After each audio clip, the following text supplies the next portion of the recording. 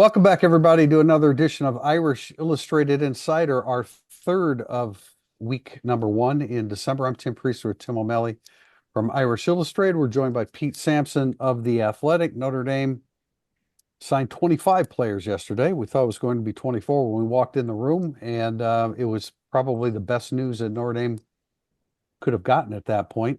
Madden Faremo, listed in the nation's top 100. O'Malley and I place him at the top of Notre Dame's class, and Sinclair, Thomas, and Mentok have him right near the top to make it 25. Notre Dame ranks number 12 in the country, according to 24/7 Sports. And it certainly put a different slant on the class after walking into that room expecting 24 and not having the cherry on top like Madden Faremo. Yeah, that's a great point you brought up in this analysis. It changed the vibe, changed, I think, maybe the mood of Marcus Freeman at least. He was ebullient about his class. I think coaches are always going to wildly oversell their number one ranked or number 15 ranked recruiting class. I know that back in the day, Mike Elston and Brian Kelly, when Elston was recruiting coordinator, would talk about if they had a 12th ranked class, they don't really care about rankings. And if they had the fourth or fifth ranked class, he'd say, well, we were ranked fifth. And so, I mean, that's just the way it goes. And coaches like their class more than analysts because the coaches watch them and ask them to come to their school to play for them. And nowadays, most of the time, they've weeded out who they feel were guys they should not have brought in. When you get those decommits throughout the year now, it's not all of them, but of course, Marcus Freeman likes his class more than analysts. Marcus Freeman okayed all these people at one point. Yeah, I think it's a solid class that got a really nice perception shine at the end. If Madden Faremo had committed on his official visit during Florida State, I think the vibe of yesterday's press conference would have been different. But the kind of a timing is everything. Recruiting is such a perception game that why not kind of just roll with it if you're Marcus Freeman in Notre Dame? Because it was. I'm trying to think of the last time Notre Dame had like sort of a breaking news in a good way on signing day. Jeremiah Usukamara committed on signing day, but that we didn't really know who he was other than just like, oh, this is a nice looking prospect. But developmental, I mean, everyone knows the Manti Te'o story, but for the most part, the other signing day breaking news have been bad. So, Yeah, that's credit true. credit for Notre Dame for getting us over the line is like in digging into Faremo's recruitment about the connections that he made with Notre Dame alumni network, both football and non-football, is pretty impressive. They were able to kind of pull some different levers there to keep Faremo's attention. Because look, it's USC would have been the comfortable decision for him, even with Kingston Viliama-Asu here. USC is still a much more comfortable decision and probably a place he could play sooner too. So I give a lot of credit to Notre Dame staff for getting that one over the line. Yeah, there's no doubt that, I mean, the scenarios that we painted, announcing yesterday that Faremo was coming, finding out at Florida State he was coming, or not getting any news yesterday, there's three different vibes. There's no doubt, and that's recruiting. That's what happens. But the number 12 ranked class, I don't necessarily right at this moment want to get into the to who we like, but I guess we can to some degree. There were a couple things we talked about this in the incident analysis that when Marcus Freeman said there were six defensive backs in the class, like, wow, I didn't even really Yeah. think of it in those terms. And I like Jerome Bettis Jr. better on the defensive side of the ball, and I like Scrap Richardson better on the defensive side of the ball. We can talk about that a little bit further, and then also, the Indiana guys. I've been doing this long enough where Notre Dame didn't like to recruit in Indiana, and I like the three that they got. Cam Heron, I think, is excellent. Who are my other ones here? Mark Zachary. Mark Zachary's outstanding. Brandon Logan is a guy that I wish he was a little bit bigger, but you love the makeup of him. Those are good. Those are good football players, and it used to really be a rare day. And Notre Dame's been recruiting Indiana better. Brian Kelly was recruiting Indiana Yes. and Yes. having much improved success. And there was a day when Notre Dame they didn't go down to Indianapolis and grab football players. And so a couple of those things I hadn't really considered when we were when we walked in the door, and it was interesting to hear those comments by Marcus Freeman. 3-1 class is that we like is interesting. I mean, if you did a Brian Kelly retrospective Indiana recruiting and Charlie Weiss as well, because that he did that. You have arguably the best offensive lineman and the best tight end, the best linebacker ever in the history of the program, arguably at all those positions from the state of Indiana, which is just weird, and one of the best captains ever in Drew Tranquil. We're a basketball state, man. For people out there that don't know, we got a couple of those guys, but not as many. Yeah. But it's the when you're getting the depth of it, that's great. And I really like Zachary. He was in my top 4, now top 5 with Faremo. He was actually 4th, so top 5 with Faremo. And I think everybody that sees Brandon Logan likes Brandon Logan. Does he fall under both of your you really like Brandon Logan, yeah, but he's kind of small category? Yeah, when I was talking about the guys that it's like, hey, I felt like there was too much of that in this class. I love Cam Heron, but the size could be a problem. I don't think it will, just because of the makeup and motor, but I don't, is he going to be able to pack on 40 pounds, or what's he listed at now? He's listed at 276. Is he going to be able to add 30 pounds? It hasn't always been easy for guys like that. No, I think there's 10 3-star prospects. If you look at the 24/7 sports composite, I like Cree Thomas. I think, kind of the multi-sport athlete there. Elijah Burris is a 3-star prospect. And then Brandon Logan. Like those 3 guys, I think, are kind of 3 stars that I like. I don't know what other way to describe it. Like, I think you guys talked about it on a podcast earlier in the week. Just, once you get down farther in the class, it's like who do you pull from? Like Jeremiah Usu-Komoro was a 3-star that we liked. We didn't know like what he would turn out to be, obviously, but it's guys like that just have they don't have everything, but they've got a little extra something. I think those 3 guys sort of fit that bill for me. I think it's a great point, because you look at the 3 stars you like, and you got to remember to go back and look at the ones you like that didn't end up great. Like, I really like Jafar Armstrong as a 3-star.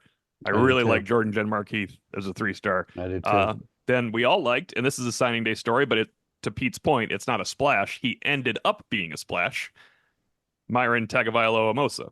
He was a signing day add-on that became a very good Notre Dame starter and player. It'd be great. I think Faremo can have a better career than MTA, but he has to go out there and have a better career than MTA before he does, because that guy had a good Notre Dame career. And then Owusu-Koramoah is a rare one, where Priester and I watched it. We're like, I literally was, my comparison was, and this sounds really weird, I was like, I'm not sure if he's Michael Stonebreaker or Sergio Brown. That way and that way, but I mean, because Sergio Brown was like an athlete without a position. Sergio Brown had a better pro career than college career. Yes, but Stonebreaker, he became like Stonebreaker. He was a Butkus Award finalist and winner. So you don't always have that, though. Faremo splash helps the class. My only argument in the class was the middle of this class for me is the bottom of some classes.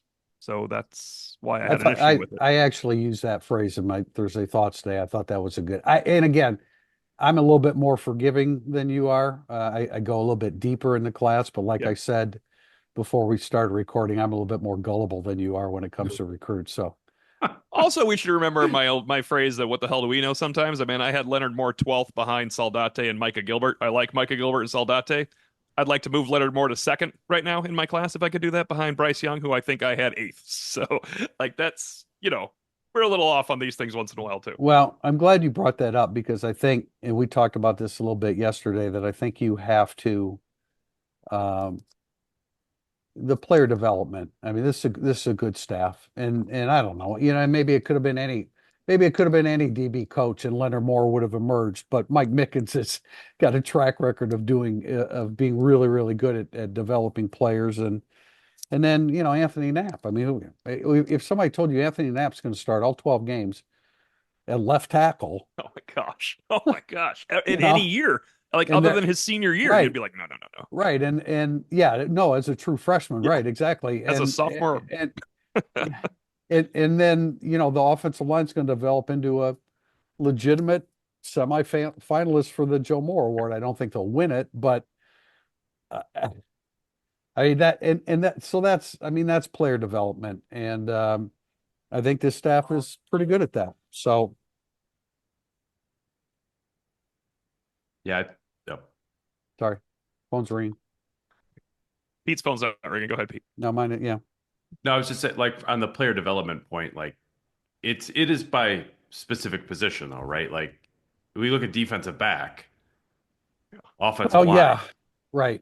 the player development there. I'm like, I get it. Like I give you the benefit of the doubt. It's we've joked about Cam Heron and Iowa, like, well, if Iowa likes him, then this is a good player. I think like if Notre Dame likes an offensive lineman, staffs around the country would say like, well, okay, that's a great player. Maybe it's more obvious to the offensive line, but if Notre Dame likes a three-star defensive back, I think now other staffs around the country would be like, all right, are we missing something on this guy? Yeah, exactly. But the flip side of that is like at wide receiver, like the player development hasn't been there, and I think it's fair to point that out too because the trust the evals point that I think John Bryce made on instant analysis I think is true for certain positions. It remains to be seen at wide receiver, and I think that is That's a fair. legitimate concern about where this class I is. think that's a fair take, Pete. I wanted to argue with someone on our board who's talked about Al Washington's player development because, first of all, you have 18 scholarship players, okay? So if you're going to pick and choose and say Devin Houston and Brendan Vernon aren't developing, well, Boubacar Traore and Bryce Young, when healthy next year, will be the best sophomore defensive end combo in the country. Is it any credit for that, or is it only because Vernon and Houston aren't that good? Do we only note that two guys might not make the team, or do you note that Boubacar Traore and Bryce Young were two of the best players on the team this year? I think you meant, yeah, it all counts. You It all mentioned them. counts. So, but when you have 18 players, some of your guys are going to get passed over and not make the teams and Yeah. not be good. Like Tyson Ford, was that Al Washington? No, Would Tyson Ford have been a great player if he went to Ohio State Yeah, or that's Oklahoma or or well, even but Oklahoma? then, then there's a scouting, and But most people would take Tyson Ford on their team when he was coming out. true, Like that's true. one way I look He at was that. he was It's recruited. Well, I mean, think about it. He committed really early, and that was a huge catch for Notre Dame yeah. at the time. It seemed. Yeah, hmm So sometimes my point is like, yeah, if you're going to start getting guys in the 400s and say trust our eval on these defensive tackles, well, they better become good. But to say Tyson Ford didn't develop, that's a Tyson Ford thing. He's a 120th ranked player in the country. Who Yeah, turned down Tyson Ford in that recruiting class? Who did? nobody. Okay, Nobody did. that's my point. And it reminds me a little bit of like the discourse around Chris O'Leary a couple years ago, where like they were really struggling to recruit safeties, and yet like Kyle Hamilton was Kyle Hamilton. You could sort of see where things were going with Xavier Watts at the time, maybe not to the level that they got there, but um, yeah, I think that the player development and like like until Jason Onye had his personal leave from the team, like Right. he was developing. Gabe Rubio is developing. I mean, Mills and Cross, I think, are kind of developed, but They were on their way to developing before at yeah, least. and Yeah. so I think he's done a good job developing what he's had. I think it's a fair point to be like, yeah, defensive tackle recruiting, maybe that should be a little bit better because Right. we could talk about And the portal and at wide receiver in particular, like very easy to get wide receivers in the portal. Defensive tackle much harder. Like it's hard to find Howard Cross and Riley Mills in the portal, and that's sort of what you need to have a great defense. and that's And what they're going. they haven't recruited Mills and Cross in the last few Right. cycles. They're going to have to choose hard and and recruit some defensive tackles. They're gonna have to choose expensive.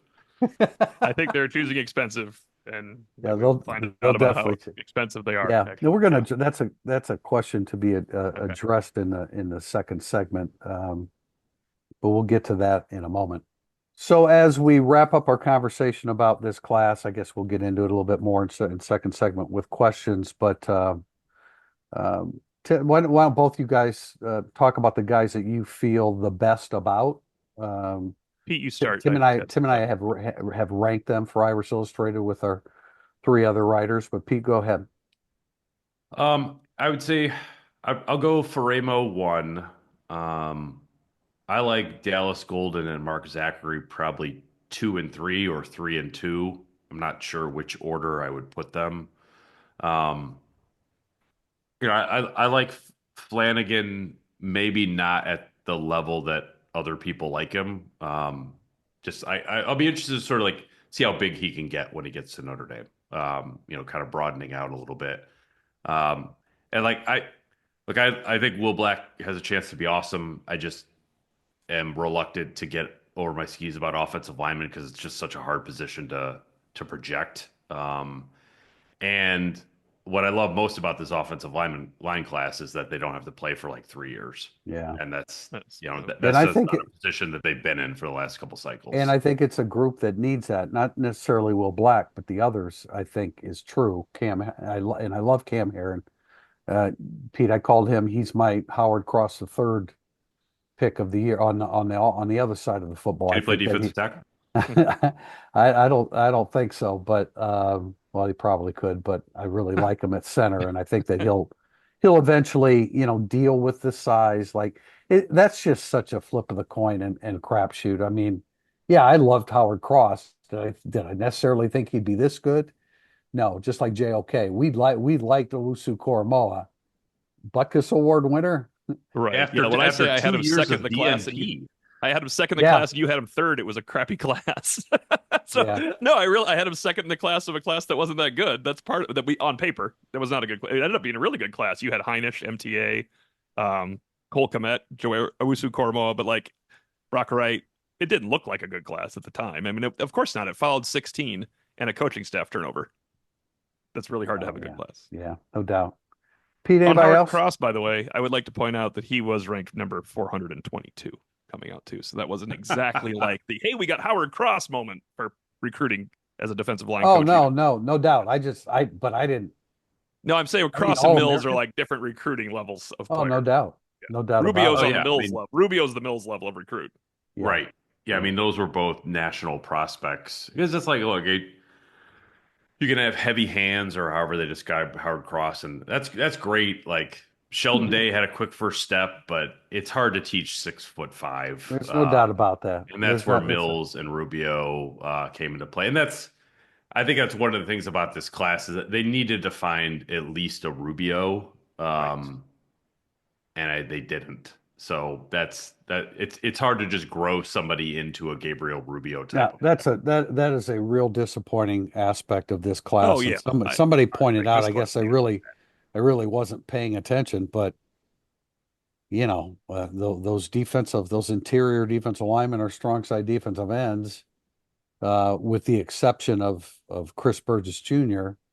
I mean, we have them ranked for what it's worth. We have them ranked in the bottom quarter of this class. Right. Well, I mean, last year's best were ends as well in Logan Thomas and Bryce Young. I mean, us and reality, I think. Yeah. You don't know what some of the other guys will be, but Yeah. there's And I no think- doubt about it. The interior needs to be better. One guy I wanted to mention because I saw him in person unintentionally when I went to see Elijah Burris play is Nolan James Jr. The fact he's listed at 5'9", 200, he plays so much bigger than that. I was shocked to see that he was listed at 5'9", because he plays not like a power back, but plays with some real like sturdiness to him. Whereas you look at his height and weight and think he's more of an all-purpose back. I like him much more than what his rating would suggest. Running back is trust the eval, right? Tim Priester and Pete Sampson. Running back right now is trust the eval. So I mean, isn't that Yeah, interesting definitely. though? Like it's trust the eval, With but if it Dylan ended McCullough. up with Daniel Anderson and Justin Thurman, would we be saying trust the eval? No, I would not be. I would with not be. Jeremiah Love and Neas Williams, Keedron Young, and you're saying Yeah, add another in there. it's just like I trust that what they did. I like what they ended up doing. It was just kind of a circuitous way to get there. I mean, how do you not appreciate Nolan James's game? I knew that he was listed during the recruiting process at 5'10". I'm like, there's no way that this guy is 5'10", but you love and that's like, and I mean, Brandon Logan too, the mental makeup of those two guys, you absolutely have to love. They will strike you. I was going to say, they will knock your something off, your block off. I mean, I love the way they approach the game. It's just that, I mean, the size. I guess the size it's certainly more limiting on the defensive and offensive line. I'm not sure how much it matters at running back if It you're probably that tough. doesn't. I just didn't see a real big frame there, but I love I love everything about his game, the way he approaches it, the way he interviews, the things he says and believes in. I love it. Think about how tough we believe Aeneas Williams to be and going out and winning that pass protection job. I mean, I could see Nolan James going out there and winning a pass protection No, job. you're You right. think he's You're not right. going to take on someone No, one-on-one in a blitz like Aeneas Williams did? there's no. He will I mean, drill running back. I someone. mean, Yeah. Kyron Williams wasn't very big. That really is a non-factor with running backs unless you get even much smaller than that. Well, the strongest running back I've ever seen with the ball in his hands right now is Jeremiah Love. So it didn't seem like that was going to be him in our first eval either, did it? He's an I mean, animal.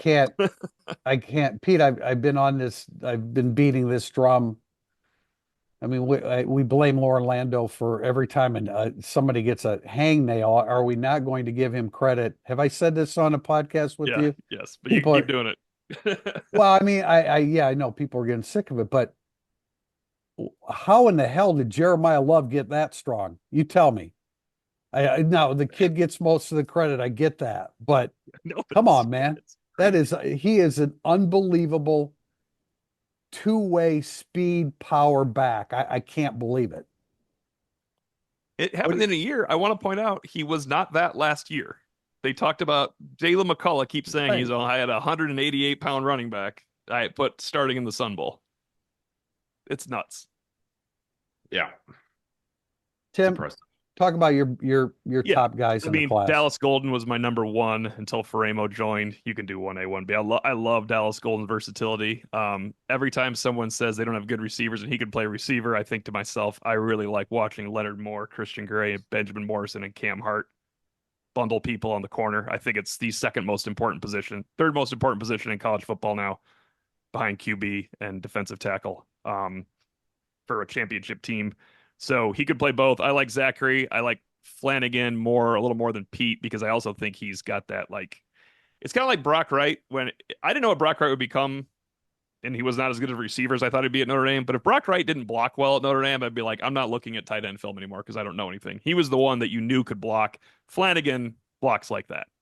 Flanagan will be a blocking tight end like Brock Wright. I hope he has a receiving career like somebody beside, like Brock Wright in the pros, not at Notre Dame. But I like Flanagan, and then that's a great point on Will Black. I mean, I just like Will Black a lot more, even though I like Strebick. I just like Will Black a lot more than the other two. I usually find that in a class though, like I've messed up some offensive line evaluations recently. I think the last few years, not the obvious guys like Alton Fisher, but like I rank Pendleton pretty low, and he already's better than that. You know, it's sometimes it's hard for me on offensive linemen, but I like Will Black. So he's up there for me. Trying to go like the sleeper route, I guess I didn't have as many sleepers as usual. I mean, Brandon Logan's the guy that does he count as a sleeper? Yes. I guess he does. Yeah, So yeah. Brandon Logan would be my sleeper in that. I don't want to steal Heron from Priester, but I think well, if I it's too publish late. mine, You know, I'll say it for the next 5 podcasts, just like I Yes. mentioned Lauren Lando. So 5 I years sent of this podcast. when I sent it to Priester, I put gaps in there. I put 1, 2, 3, 4, 5 yeah, gap, yeah, that's 6, we 7, 8 should- little gap. I'm not going to say the players' names. we should show that to people. Oh yeah, actually, not the end. because Don't show the end of it. But oh I well, wrote we have to change a few. I wrote gap, then little gap, but I know where this guy's going to end up, so I like him. That was Heron. I like Cam Heron because I know where he's going to end up playing. So that helps me think of, all right, I see a path for this guy. Then I put like the upside, but I hate the need. He's going to have patience. Could surprise people. I feel like this guy's enrolled 30 times in the last 15 seasons. Was one of them, Pete? Was one of the levels that I Was put that in a there. compliment? Yeah, kind of. I said, now we're getting to RKG level. And then the next thing was they should be ranked 22, 23, 24, and 25, but they're ranked 15, 16, 17, and 18. So those were my gaps going. Oh, and then there's the what the living something at the end of it too. Yeah, you gotta factor in the O'Malley smartass part of the evaluation. Part of the charm. I have Faremo 1. I have Golden 2. I have Flanagan 3. I said this. This is like heresy. I think he's a little stiff in the passing game sometimes. I love him as a blocker, and I'm not saying that he. It's a good thing you don't talk to the Milwaukee club anymore, because when I went to talk about Notre Dame football, they only want to hear about James Flanagan Jr. So yeah, no, I love him, and I'm not saying he's not going to be a good receiving tight end, but I think there's sometimes where where I think he looks a little stiff. Will Black's he has all the tools. I don't think that isn't any doubt about that.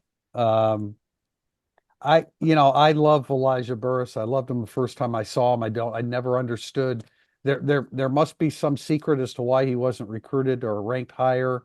I don't understand what it is, but the tape don't lie. The tape don't lie with him. That's the way I look at that. Love Mark Zachary as a nickel. I think he's got a chance to be a nickel. I would have rated him higher, but he's not that big, and I'm a little bit concerned about, being able. He's a tremendous athlete, and Marcus Freeman pointed out about how good he is on the basketball court. He is that. There's no doubt, but he's like, well, what do they list him at? They got him at 170. He was at 165 during the recruiting process, but I love him at nickel. Jadon Blair, great length, more of a hitter necessarily than a Xavier Watts playing the ball per se. And I guess the tough one for me is Chris Burgess Jr. because I think he has a lot to learn about the game, and I have him eighth, and I think that that's about right ultimately where he will end up, but I think it's Yeah. going to probably take some time with him. I think I had him 8th before Faremo, and I thought of Pete Sampson. He's always a take, but it'd be nice if there was somebody else that you were leaning on in the class. Yeah, also I would in agree. that. I mean, I think he has college cream upside, but I'm not saying that he's there now. I think that he could have that upside. I see a lot of similarities in the game. I have Cameron ninth. Here's a guy, I don't know that you would call him underrated. Certainly you wouldn't either, O'Malley, because I know where you ranked him, and I did too. I think Anthony Sacca has a chance to be really, really good. Yeah, I liked him a lot. That's the one I don't understand when you watch film and you say, I also love the safety to linebacker transition. Or it's already happened because Yeah. that's been the Yeah, secret of football. I wasn't sure if he qualified as like a sleeper pick or not Yeah, because like his rating is a little all over the place, right? Yeah. Yeah. And I like Creed Thomas as a free safety. I don't really think that there's not enough film for me to see that says, oh, he's going to press at the line of scrimmage and be very good. However, there's the Brophy factor, and the Brophy factor always wins out and always will until I see something different because of Ben Morrison. I know they're well coached there, and anyway, we could go on, but we have more recruiting questions second segment. I'm going to cut it off there, and I'm also going to be late with my read here, but there it is. 'Tis the season of giving, so the secret ESQ sale lives on. Use code Irish Illustrated and get 25% off all online items through Christmas, not valid on gift cards or custom items. Check out ESQ's award-winning dress shirt for your favorite players and coaches and give the gift of style. If you're visiting Chicago, explore all of ESQ's bespoke options. With over a decade of creating handmade bespoke clothing, ESQ's tailoring expertise will craft a garment as unique as you. Segment 2, coming up, burning up the boards. If you're coming to a game this season, you have to check out Game Day Your Way, Notre Dame's tailgate service provider. Game Day offers everything you need, including tailgate gear, catering, and even beverage delivery right to your spot. And their Irish Express transportation from Chicago allows you to tailgate while you travel to their all-inclusive party zone in South Bend. Let Game Day deal with all the hassle so you can focus on the fun. For tailgates, tickets, transportation, and more, visit GameDayYourWay.com. Welcome back to segment 2, Burning Up the Boards. Our first question from Martin Evenflow. With such a deep and talented defensive backfield class, is there any consideration to giving Dallas Golden a look at wideout? While I'm sure the receiver room will be addressed in the portal, Golden is dynamic and explosive with the ball in his hands. Marcus Freeman made a point of saying he's good on both sides of the football yesterday. Was that him or was that Chad Bowden? I think it was Freeman. So he is good on both sides of the football. My personal opinion is I want the guy, well, it's not so much Golden, it's like Richardson that, I want him to play the position where he can excel the quickest or the best. And Golden, I think Golden as a DB is just that physical maturity and that quickness and the way he carries himself. I want it on the defensive side of the ball. I think he could play. I think his ceiling is higher on defense than his offense. But I understand the nature of the question. Yeah, it is kind of, and I'm sure that we'll get it again. And not that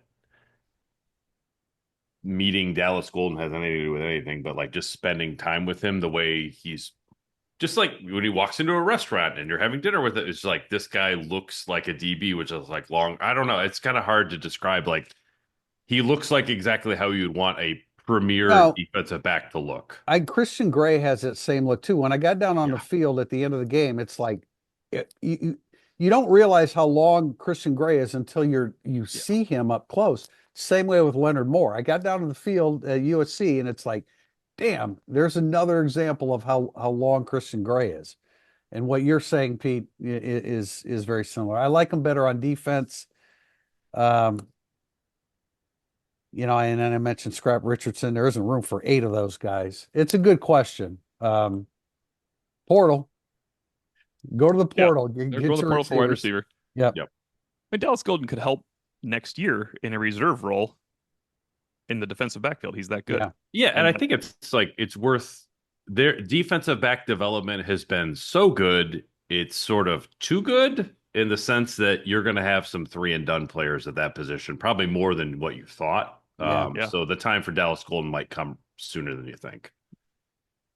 From K. Garrity 8, now that signing day is over, or early signing day is, I do forget it's early signing day. Now that early signing day is over, looking at the current makeup of the roster part, any portal losses, what is your over-under on transfers into Notre Dame and at what positions? I have positions. I don't have a number yet. Okay, I have a number, and I now don't necessarily have the positions, go which ahead. is Give me your number. probably half-ass backwards. But I mean, like a dozen is what I've been thinking. More than they've ever had. But then when I start breaking it down by position, I don't necessarily get to a dozen. Defensive line. I mean, look, we don't know.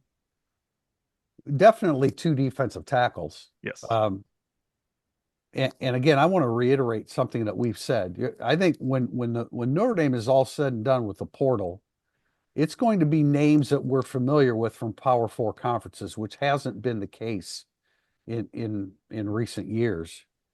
But my working number right now is 12. Maybe that's too many. I don't think it is, though. They'll get a kicker, and they won't get a punter. So that's one less than usual. Do we know for sure that? Rendell has another year of eligibility. Marty Biaggi confirmed it. Oh, I wasn't aware of that. When did he do that? His last media availability. I guess I need to read the transcripts better. Okay. All right. So he needs to get better. Well, so I mean, hey, his last punt is his last punt at great USC punt. was a beaut. if it's a dozen, like what are the positions? Okay, you go defensive tackle, I did wide one. I did receiver, a wide list. receiver. Yeah. I think you need a defensive end because you just don't know Okay, defensive end. about Botello. That Kicker. sounds like a more. That's 6. So here's how I did it. Nickel? I wrote down positions. I didn't get to 12, but I went defensive tackle, wide receiver, nickel. Remember, Pete, always and forever. Defensive tackle, wide receiver, nickel, defensive tackle, wide receiver, kicker, wherever you want to put it. Yeah. Defensive end because of what Priester has said. Tight end, safety, and yet another wide receiver. And that's where I stopped going through what they need right away.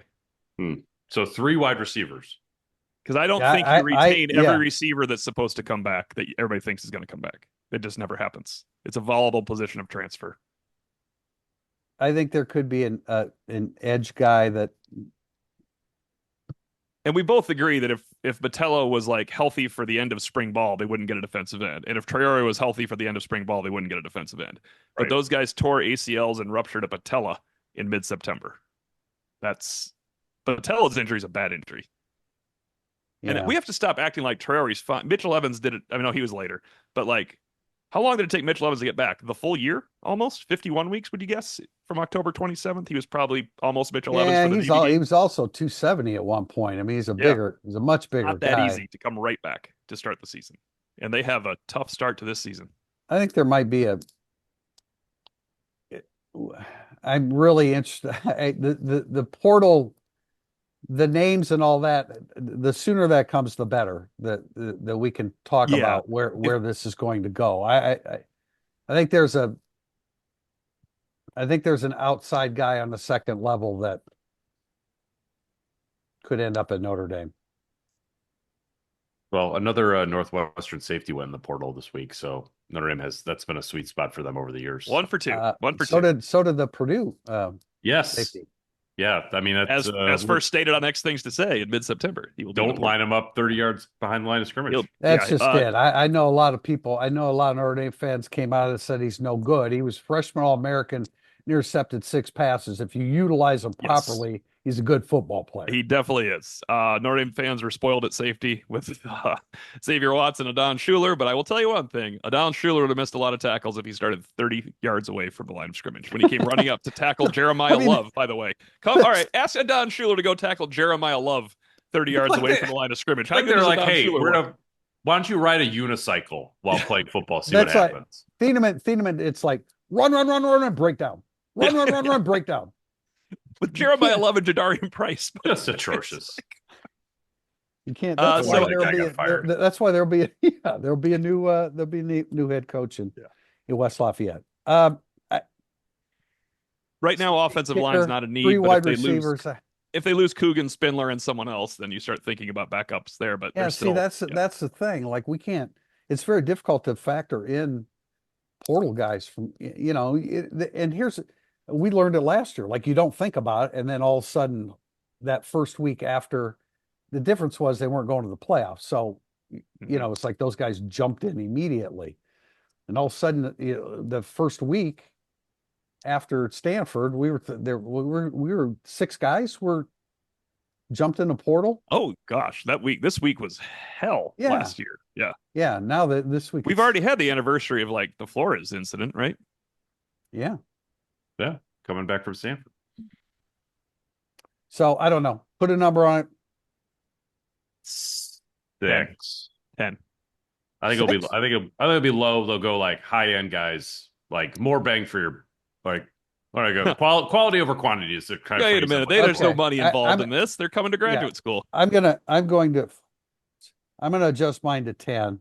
I'm saying 10 as I well. mean, I think 12 was the number that I was thinking about during the season, and I pull them back a little bit on that one. Question from JD Campbell 40. What did you get most right and most wrong about the season? Priester was wrong about Jordan Clark.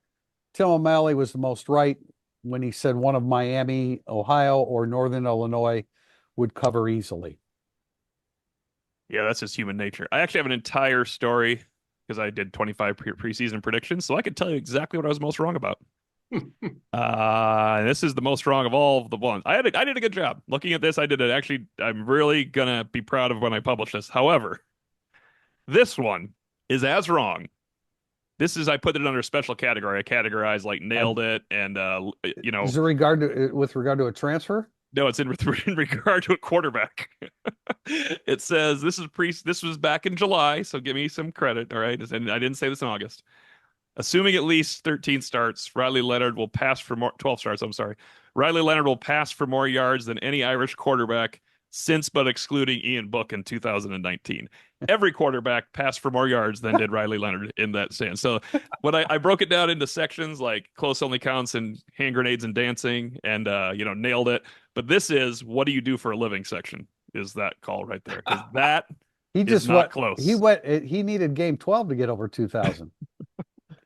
It's just like that's just far off as you can get in a prediction, but the other 24 are looking really, really good. Well, right? that's but this is as bad as it gets. That's special. as bad as a prediction could get.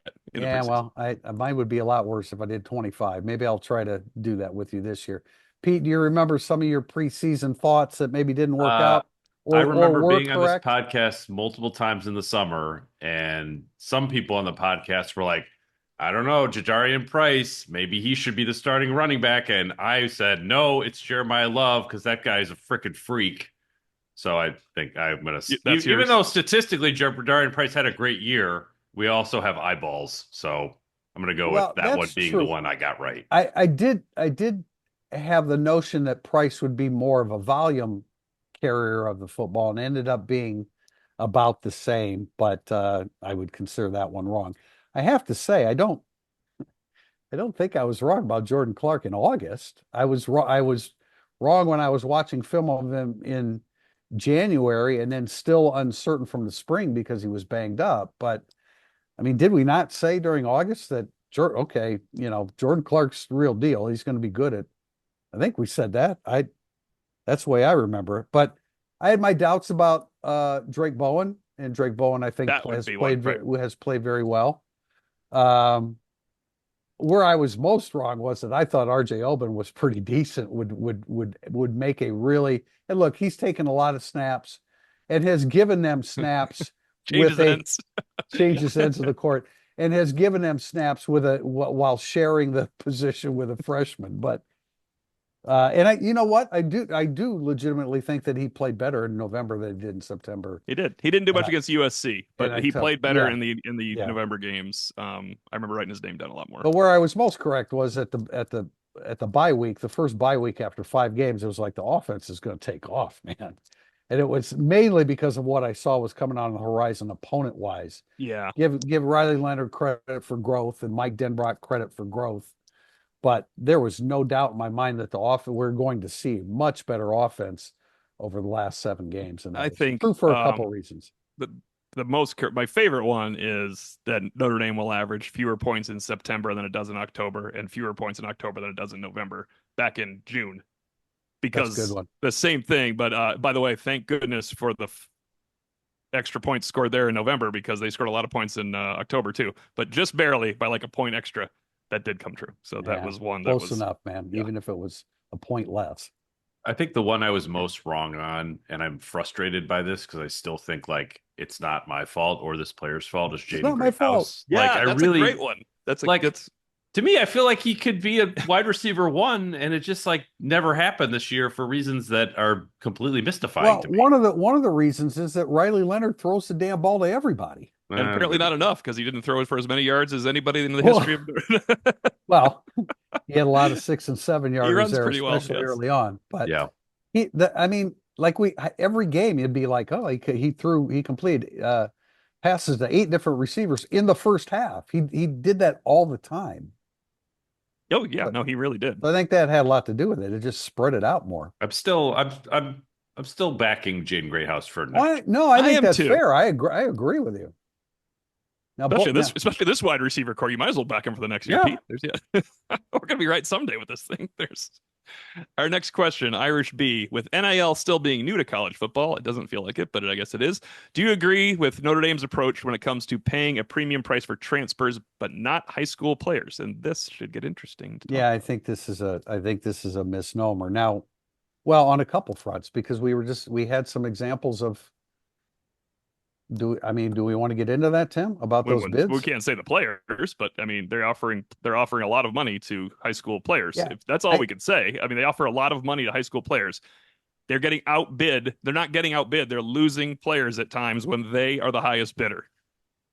Yeah, the assumption is that every time they lose a recruit that they were outbid, which in many instances, sure, but it's also the other way around. Not every player and family is choosing total greed over fit and opportunity. But the point is here, I think that the really point to make is that Marcus Freeman would rather more frequently spend money with players that have proven themselves. And I don't think that, agree with that. How is that illogical? Yeah, I think that's a better use of your money. But I do think it's time for Notre Dame fans to sort of acknowledge that like Notre Dame is in the game here. Like they've changed. Like that has been a change in their approach, because I don't think that they were in the game a year and a half. Ago they weren't. 2 years ago they were not, for sure. So they've evolved to play in this. Like, is Notre Dame, Oregon, A&M, Miami, OSU? Those are the names they put out there. No. Are they in the next group? Yes. Exactly. That's what I don't understand. I think I think it's the new crutch is, well, we must not have paid. They must have paid. They're trying to pay. Do you really think Notre Dame is paying every player but not paying a lot to a high school recruit, so they're going to pay him $100,000 when he gets here to stink and never play? Because that's what they have to do. Whatever the new stipend is, it's got to be there by now. 3 years ago, it was $40,000 for crying out loud. It's got to be originally there by 25. Yeah. Well, and I think you pick and choose, like Bowden was talking about yesterday about, by the end of the process, who you want to stick with and keep recruiting. Do you keep upping the ante to Derek Meadows? I don't think that makes sense. I don't think that you think Derek Meadows is going to be one of Alabama's top receivers? If I'm wrong, I will admit I'm wrong, but I do not think he's going to be one of their top receivers. And I would have said something similar coming to Notre Dame. And Kyle Hamilton and Michael Mayer, if you have them all the time and all of a sudden there's a week left and Alabama is going to offer way more than you're offering, you have to chase that recruit with that money. But you have to identify the guys that you're going to chase with extra money do you at the end. Do you keep upping the ante to Deuce Knight, who No, Kyle Hamilton probably is not going to? Is he going to finish his career at Auburn? Would he have finished his career at Notre Dame? Do you have any faith in that happening? So you have to use some sense. There are people out there that just throw money at people. He made a great point, and I wrote it once. People are like, why not just throw money at Benjamin Morrison to rehab here? Why would you throw money at Benjamin Morrison to rehab here? Look at your roster. Yeah. I would throw more money at Leonard Moore. Right. Yeah. You Or got to be Jeremiah smart about these things. Jeremiah. Yeah. It's Yes. just And all like- the money. I throw all the money at Jeremiah. Like all the freshmen sometimes get no it's money not this year. It's not fantasy football, man. It's just not. It's real life. I can't think of a number I wouldn't throw at Jeremiah Love for next year, by the way. That's just like I guess he's a running back. Guys get hurt, but still, I would do it. I would throw whatever and just take my chances. So, I'd be a horrible GM when it comes to guys like Jeremiah. I'd just pay him. Just give him the money. Go ahead. Just cut especially 10 guys. Just cut 10 people. That's why I say there needs, my opinion is there needs to be, and I don't know how the hell we get to this, but there needs to be a cap on this. You just can't. If there's no cap, then it's really, really going to get worse and worse. Question from Scott F5.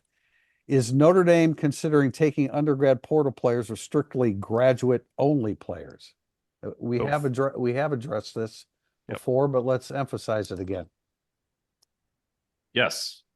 The right undergrad fit is something Notre Dame's willing to do. And I think that what constitutes the right fit has broadened from, this is another thing. They've evolved from where they were 2 years ago.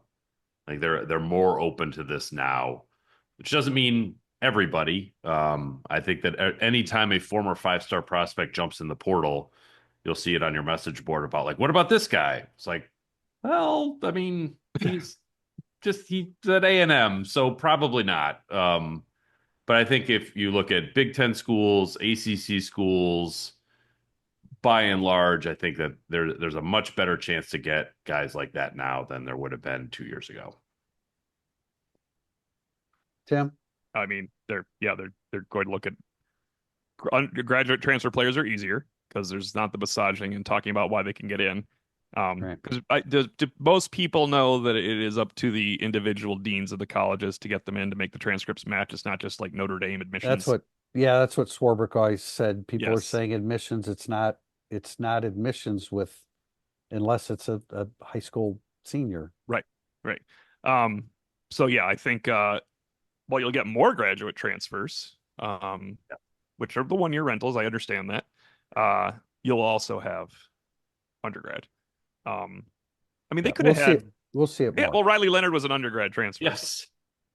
He's pretty important. Well, but he only had 1 year of eligibility. So Yes, true. But he was an undergrad. That has to do with the colleges letting him or figuring out a way to get him to Notre Dame, though. But I think the question is asked about somebody that's going to have multiple years playing football at Notre Dame. Sure. So like Alohi Gilman was a freshman. That doesn't count either because freshmen are easy. They've said graduates and freshmen are easier to get in because the freshman year of studies can match up pretty simply with the transcripts. Right. So the sophomores and juniors. Okay, that's the question. Then sophomores and juniors, which is in football can be redshirt. In football, is a guy like Jaden Osbury is a redshirt freshman, for crying out loud. That'd have been an incredible guy to bring to a program. So they would have still a little harder time than the freshmen, rising sophomores, or seniors about to graduate. Like Bo Collins stayed back to have a Clemson degree so then he could go to Notre Dame graduate school. But Bo Collins could have come too. But I guess that's not really the answer you're looking for again, right? Because he was a senior. Yeah. Do I have to make my pitch for David Bailey again? Which, if David Bailey ends up in Notre Dame, I have no knowledge of that. I'm just saying it. Now that the portal's about to open, I don't want to say something that like You gives can't get in something trouble away. for it. You can say that you want. You're not in charge of it. Yeah. Well, that's true. But There is no Markinson, Priester. You're fine. there is no Markinson. Okay, where are we at? Irish fan 151. Every year I can remember 4 to 5 plays that stick with me, good or bad. When you look back at the 2024 regular season, what 4 or so plays will you remember? You can only have one. Jeremiah Love hurdle is the rule placed on this by Irish fan 151. I'm not even going to I'm going to choose a Jeremiah Love run, but it's not even going to be one of the hurdles, even though all three were. I mean, that's last ridiculous. hurdle. That's ridiculous. What Pete, explain the distance on that hurdle against USC. Yeah, I mean, he took off from, like, I mean, you see the 5-yard stripes, and he takes off from one side of one of the 5-yard stripes, and then ends basically at the 1 yard before the next 5-yard stripe. So it's roughly 12 feet in the air, wearing football pads while hurdling another person trying to take out your knees And landing perfectly and Yeah. bundling someone. No problem. No One of problem these at all. times- So one of anyway, these- that's one of my 5 plays. One of these times the DB's going to be ready for it, and he's going to launch him like 20 feet in the air. I was just gonna catch him because you're gonna have to be standing upright. You have to jump in the air to catch him, though. That's the good thing about Yeah. that. We should have a draft of these plays, but that'll be. I'll take that as my number 1 pick. Yeah. Well, Priester, your number 1 play, I'm guessing, is the same game for a Love run. No. Okay, mine is the Love run to start the game where he just murdered the fool and then stood over him. And Which game? USC with the first carry, left guard, Jeremiah Oh, Love, God. Number head 7. down, absolutely decleat Oh, trucking. no, I did love that, but I thought the one that epitomized Jeremiah Love was the 76-yard run against Florida State. No, Virginia, where I like the fact that I can't recall no, which 76-yard yeah, run you're no, talking about, so that's good too. Virginia, because the guy was closing. Oh yeah, He knew he was closing, but he knew exactly how fast he needed to run, and he knew damn well that he wasn't going to catch him. There was just something about the body language there that I was like, that's pretty awesome. That dude's in charge. see, I'm sending freshman money directly to Jeremiah Love the entire time. The play of the year is Christian Gray's interception because he had the worst day you've seen a good corner have at Notre Dame. And that was the game-tying touchdown drive. People have forgotten about that because Xavier Watts put a punctuation mark on it. Notre Dame was up 7 points. USC was about to tie it. And there was 3:14 left, so USC probably would have kicked the extra point, or they might have been really mean and cool and gone for 2 because Notre Dame couldn't kick a field goal to beat them. They're technically allowed to, but it wouldn't have happened. They would have allowed to try. It would have had to have been done well. short. Leonard Moore running down Tyler Shook because we didn't know about Leonard Moore yet. It was a great play. That was a great play. That's a good call. That's a defensive play. Pete, anything that jumps out of you? I would say, I mean, Love's touchdown on A&M at the end. Was like how it was like well blocked, but not in a like Josh Adams 2017 well blocked kind of way where like we could have scored on it. Like you had to be like, I don't think Jadarian Price could have scored on that play. I think it would have been like a 2-yard gain. But like Jeremiah Love was able to like sort of get horizontal. You got and skinny through the turn, pole, and no then doubt. explode. And it was just like a cool moment because like that was kind of the first time in that moment we were like, oh shit, they're gonna win this game. Like they were, kind of going back and forth. So that would be high on my list. I mean, from the fake punt at Georgia Tech.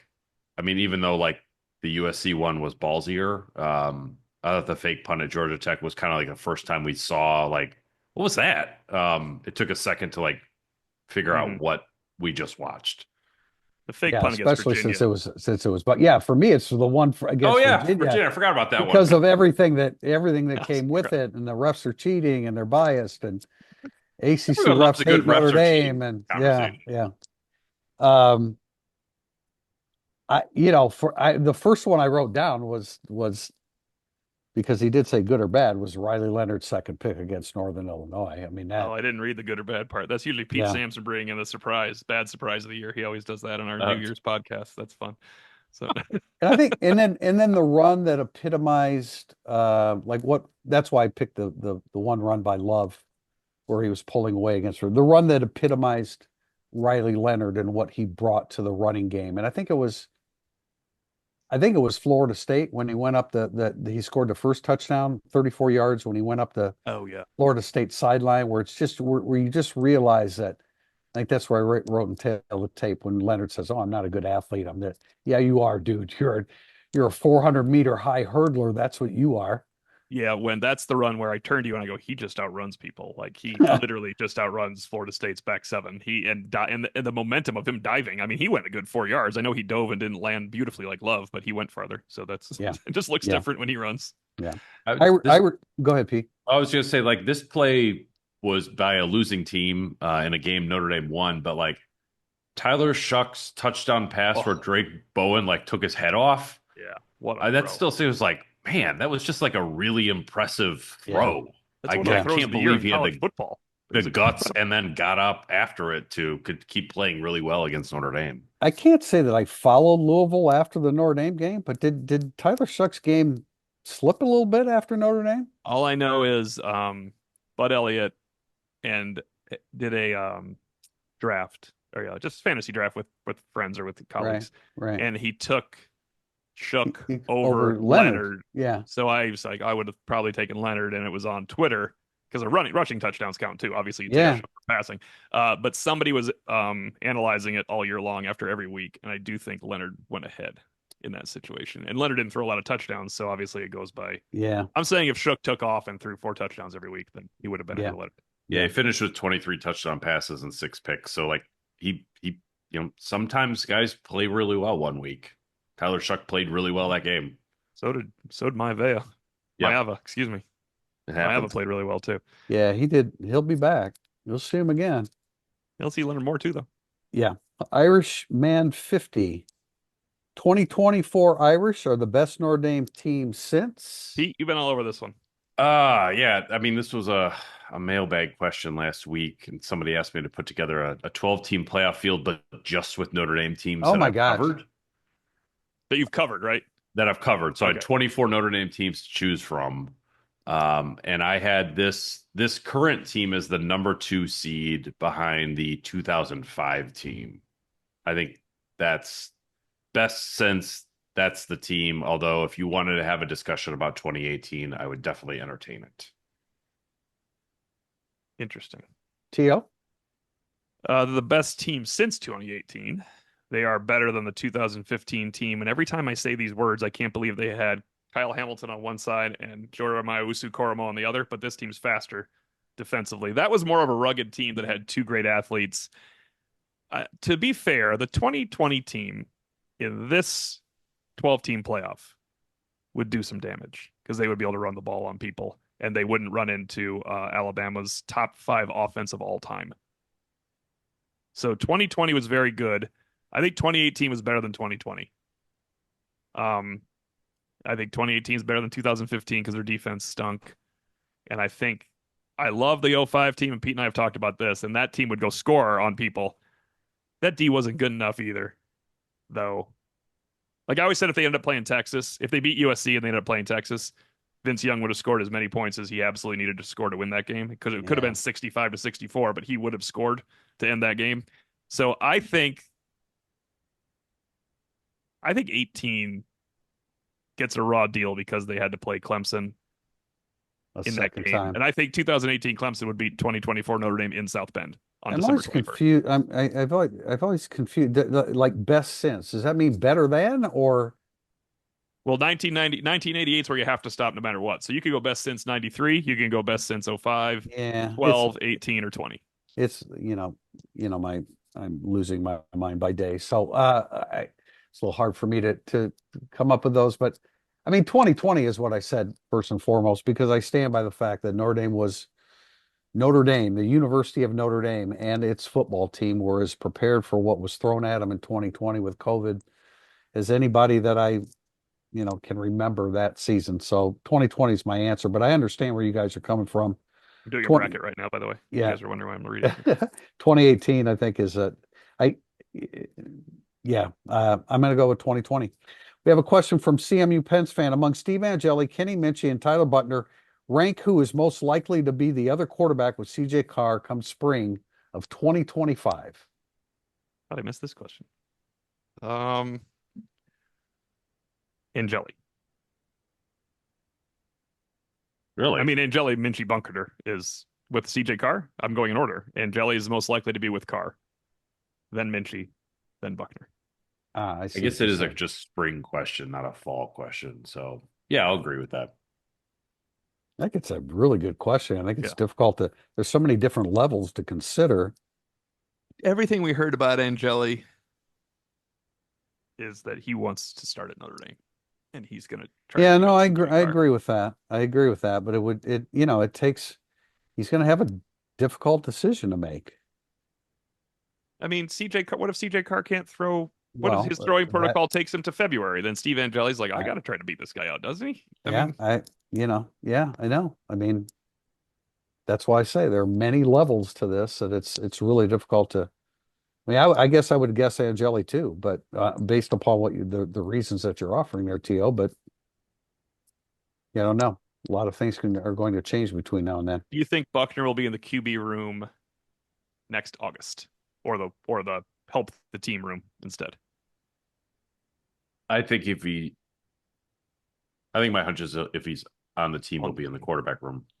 Yeah, I do too, because he's not, It's no longer a distraction, right? He's right, not a distraction exactly. I anymore. mean, Yeah. Tyler Buckner is not going to be a distraction. He's just not that kind of human being. I don't think that that would be the case. So therefore, it would make more sense if you went ahead and put him there. And that's why when Marcus Freeman insists yesterday that they're not going to go to the portal for a quarterback, then that he may have that in mind. I don't know. We'll find out. Good question. Let's wrap it up with Showtime 22 by 1. What percentage chance do you give the following outcomes of happening? SMU losing and still making the playoffs. I don't think they'll make the playoffs if they lose. I think they get kind of screwed over in that one. I think they'll still make it. Like history says they will, but all of that history was done in a non-12 team playoff. Right. I'll say they'll make it because I think they're really good, and I have for quite some time. I think they're pretty. I think But they're they're. about to lose to Clemson. Yeah. So they have to be a I little think less that. good. Yeah. If they Well, lose. yeah, I'm but saying. I mean, yeah. Look, we can't even pretend to act like we know how this committee is going to vote. No, that's a We good don't. point. We That's a good we point. don't have any idea. I think SMU is a good football team because I think they're a complete offensive and defensive team, and I think they're here to stay. I think SMU is here to stay because I'm of not their. saying anything about that. I'm saying they get screwed if they lose. Okay, fair Yeah. enough. Fair enough. Notre Dame hosting a non-Alabama team. That could still happen.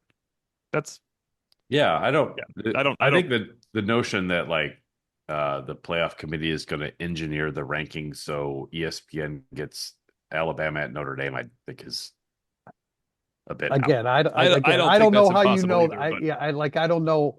I have no idea what the committee is thinking or going to do. So I wouldn't rule out the possibility of them orchestrating it. I don't know. I don't And know it's why. not. I don't know why you wouldn't orchestrate it if it's close and you think it's a better matchup. I think the NCAA tournament does that too sometimes.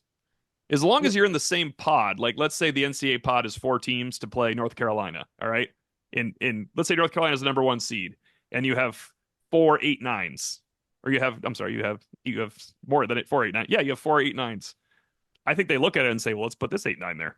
You're still an 8 9, but it's Right. a lot more fun if North Carolina is playing against 9 seed Kansas than 9 seed Wichita. It just is. So Yeah. I feel like that's why I think if Alabama and somebody else are even in the committee's eyes, they we want to have play at Notre Dame.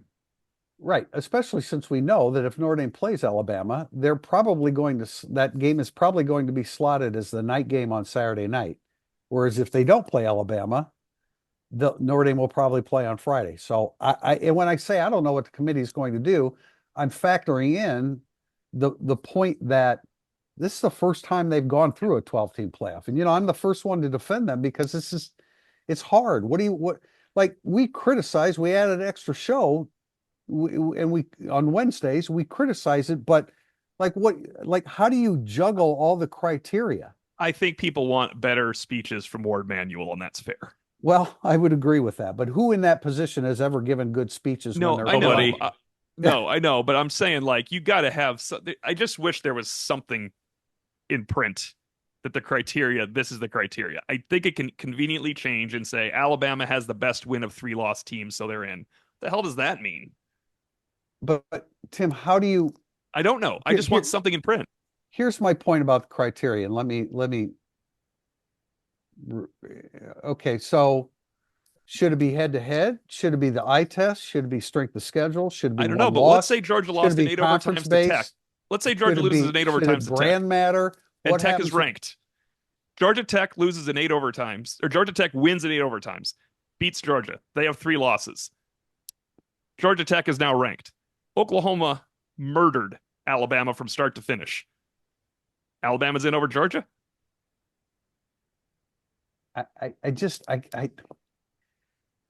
But they have to consider all the criteria.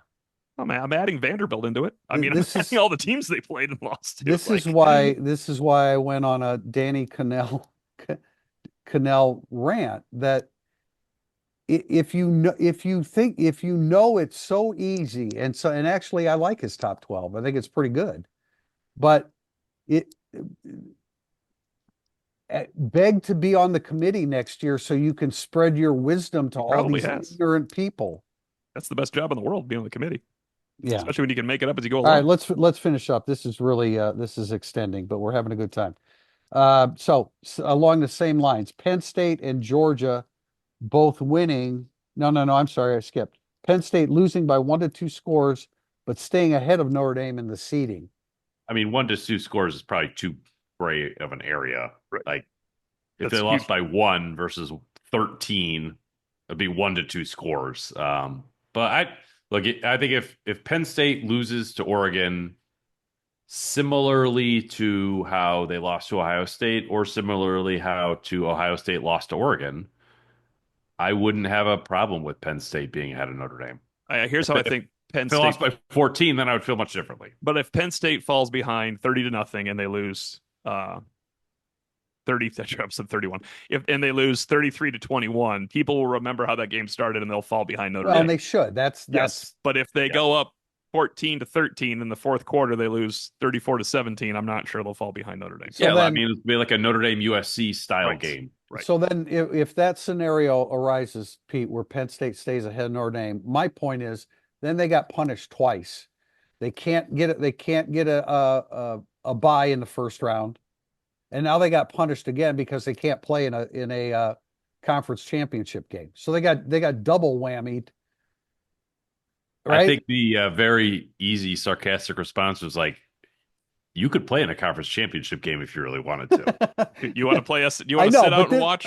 No, but the contract and the scenario was negotiated, and you would be zapping them twice for that. But I don't know. But it's like Penn State. They're only playing this because Ohio State, right? So they're completely choked. Right, so they're not even a worthy participant in the Big Ten championship. I think if it was game. up to Penn State, they'd be like, you know what, we're ahead of Notre Dame. We're good. Yeah. We're good. We don't need to play this game. All right, wrap it up. Championship games are weird now. The last scenario offered by Showtime 22-1 or ×1. Penn State and Georgia both winning, forcing Notre Dame back to the 7th seed. I give it a low percentage chance. Yeah, but if it happens, I think Notre Dame will be the 7. Me too, but I give that a low percentage chance that they'll both win because both teams could lose. They're both underdogs. So my percentage chance is low that will happen. All right, we're gonna wrap up there, but I meant to say this at the beginning, and I didn't, and it's part of the reason why I'm wearing my Christmas red today. People need to know what the weather is like in South Bend today. Oh yeah. on It's December 5th. And a video on the field. Can I And put this up the there? game and the game could be played 15 or 16 days from now. We got about 3 or 4 inches of snow. You couldn't play the game tonight. They might not let them play the game tonight if they played. Oh, I don't know about that. With the winds and everything. The winds winter weather last advisory. Night, the winds last night were extremely strong. I don't know whether that's strong games for today. anything. Yeah. So but it's supposed to be happen on 51 next December week. 5th, So It is going to be 51 next week, a couple days. So that's going for whatever that is worth. We have very impressive winter storm where I don't think, well, they couldn't have played a functional football game last night. It would have been 3-0 because the ball would not have been kicked through the uprights, but it would have been 6-4 or something along those lines. Nobody wants that. Notre Dame doesn't want that. Notre Dame players don't want that.